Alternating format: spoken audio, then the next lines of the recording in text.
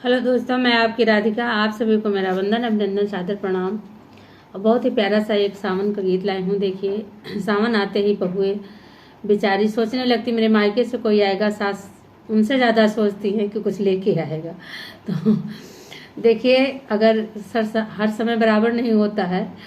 कभी कम भी आता, कभी ज़्यादा भी आता, कभी कोई आता, कभी नहीं कोई आ पाता, कहीं अलग बिजी है, घर के 50 झंझट होते हैं, नहीं निकलना घर से हो पाता, नहीं आना हो पाता। तो किसी बहन, किसी सास को गलत नहीं सोचना चाहिए। तो इसी उपलक्ष्य में एक सास अपनी बहू को बहुत ताना मार रही है। तो सुनिए, गीत बड़ा प्यारा गीत है। आप लोग फुल आवाज करके जरूर सुनिएगा और प्यारा सा कमेंट, प्यारा सा आशीर्वाद जरूर दीजिएगा। राधे राधे। लगतै सावनवा सासु मार लागी तानावा, लागतै सावनवा सासु मार लागी तानावा, नाही आए तोरा सजन बिरनवा ना। लगतै सावनवा सासु मार लागी तानावा, नाही आए तोरा बिरनवा ना। मैया बापैया भूली गईले कई के गवनवा, कैलू कवन आई सन कमवाना। मैया बापैया कई के भूली गे गवनवा, कैलू कवन आई सन कमवाना।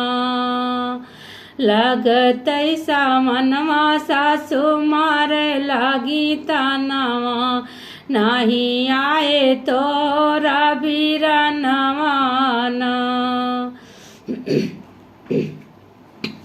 यतनी बचन जब सुनी हई बहुआ, नयनों से चुए आंसुइया ना। यतनी बचन जब सुनी वही बहुआ, नयनों से ढूरई आंसुइया ना।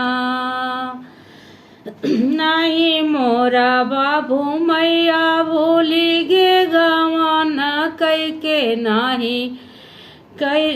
नाही मोरी मैया भूली कई के गवनवा, नाही बाप भूले मोरे कई के विदैया, नाही कैलन ऐसन कौनो कामवाना।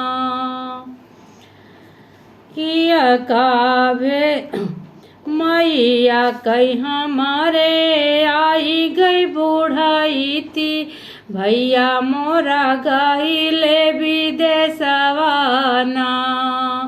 मैया कई हमारे आई गे बुढ़ाई थी, भैया मोरा गईले विदेशवा ना।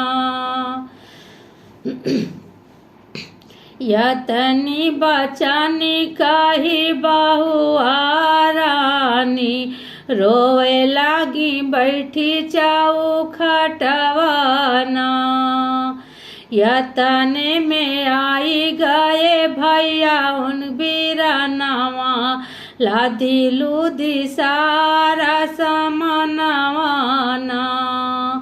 यतने मायाई गए भैया वही बिरनवा, लादी लूदी सारा समनवा ना। बहिनी कलाए